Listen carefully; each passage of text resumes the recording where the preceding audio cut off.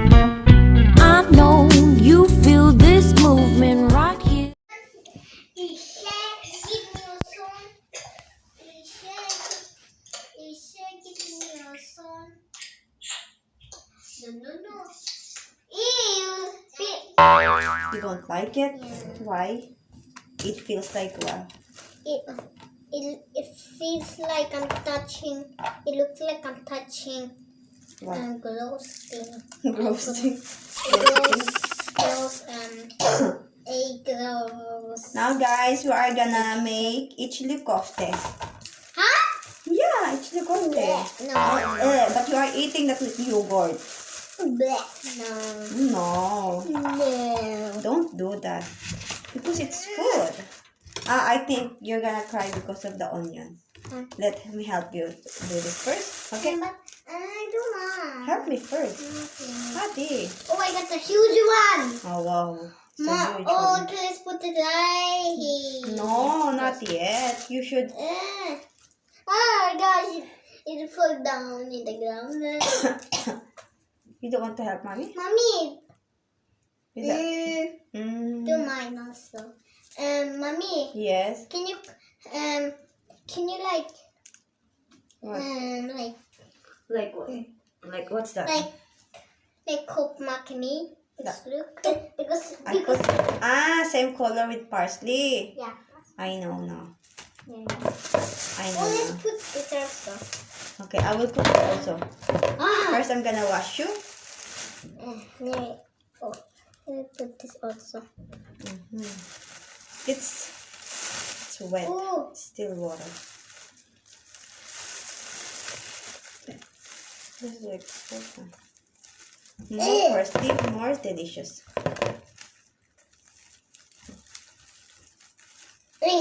Yeah, don't do that.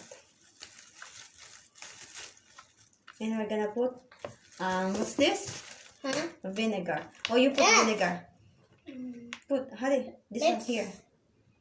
You have to squish the bottle. Hadi, don't do that. Yeah. Squish it, squish it. Very good. Okay, that's enough.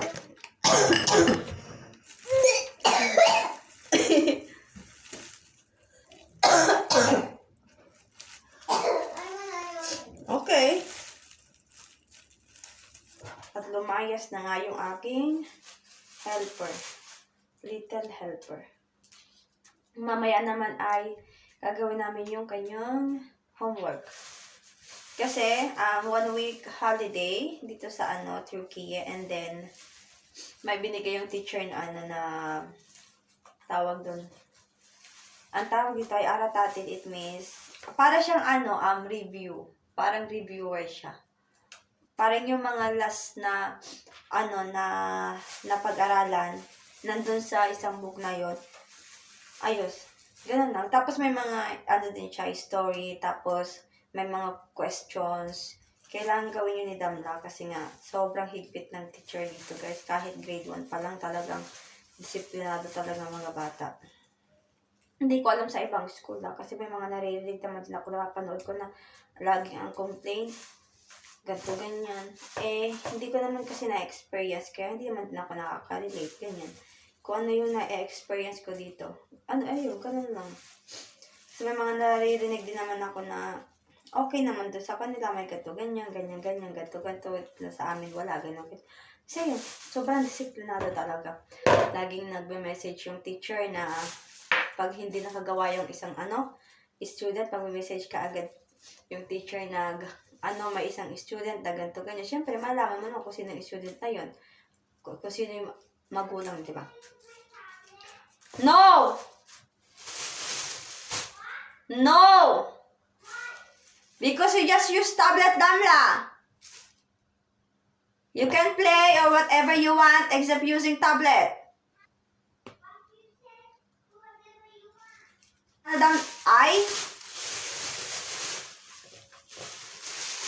Tama na siguro ito, no? Tama na yan, dami na ito.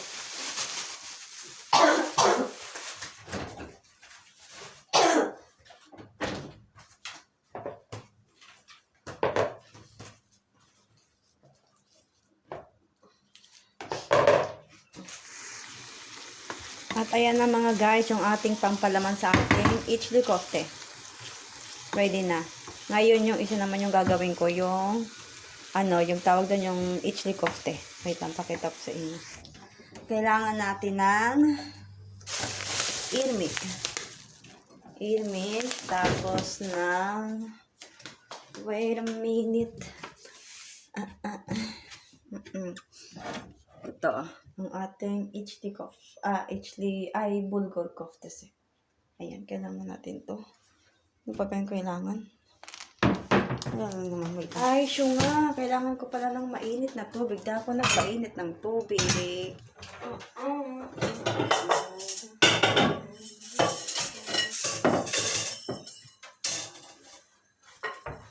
We need this. Kailangan ikisukal daw. Dalawang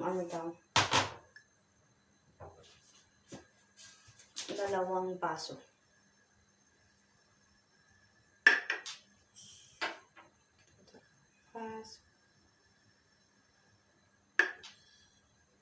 Ang baso. Tapos, so I try to find out this one.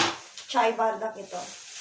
Teacup na irmik.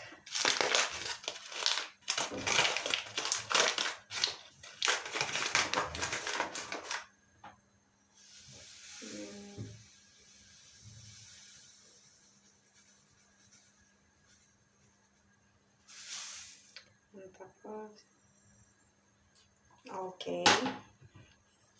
Ayun na. Tapos, inaantay ko lang kumulo yung para, yung mainit na tubig para ko dito. Ilagay ko dito.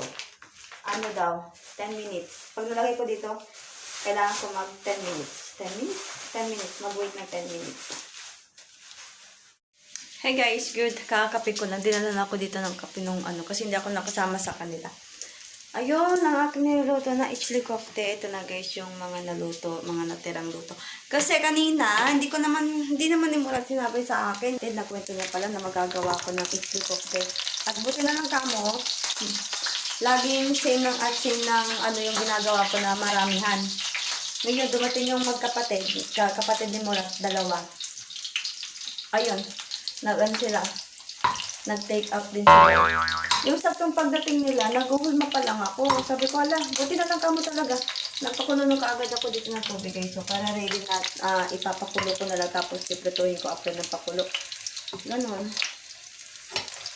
Kasi tuwing linggo, talagang hindi pwedeng hindi sila nakikita o hindi pupunta dito yung mga kapatid ni Mar. Sa bahay ni Anne, saktong pumunta sila dito sa bahay. Nagluluto ako. Nakwento kasi ni Murat pala na nagluluto ako ng ichli kofte. Tapos ay sabi ni Abla, mag-aan daw siya, magdadala daw siya sa bahay nila. Tapos yung nailagay nila, sabi nila, yung mga nahulma ko, hindi pa napapakuluan, sabi niya.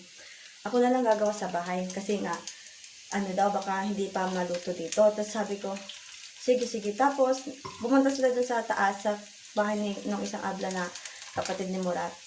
Ayun, nandun pa sila. Tapos message ko kagad si Murat. Sabi ko, Murat, akin na lang, hilaw pa. Ito na lang yung kay Abla kasi luto na para hindi na siya sa bahay nila. Para ready to eat na lang. Tapos may natira pa guys. Kay Damla na lang ito. Kainin niya Damla. Kasi hindi si Damla mahilig sa ganito eh. So, ayun na ito. Piniprito ko lang. Luto naman na to. Kasi nga, 10 minutes ko siyang, binabad sa mainit na tubig. And then, pinakuloan ko. Tapos, prinito. Pero di ako sure sa Titikman ko naman na. Okay naman yun. Last wait lang. Sarap. Okay. Hindi Kasi mabilisan talaga yung ginawa ko eh. Kasi nga, nag-aantay sila. Ayun. Si Damla nandun sa taas. Iniwan doon ni Murat. Tapos, after ko dito, maglilinis ako mga guys kasi ang daming talsik ng mantika. Nakikita nyo ba yan? Puro mantika yan mga guys. Oh, ito luto na to. Niluluto ko yung gilid kaya mga nakaganyan yan. Okay na to mga luto na yan. Tanggalin ko na, wait lang.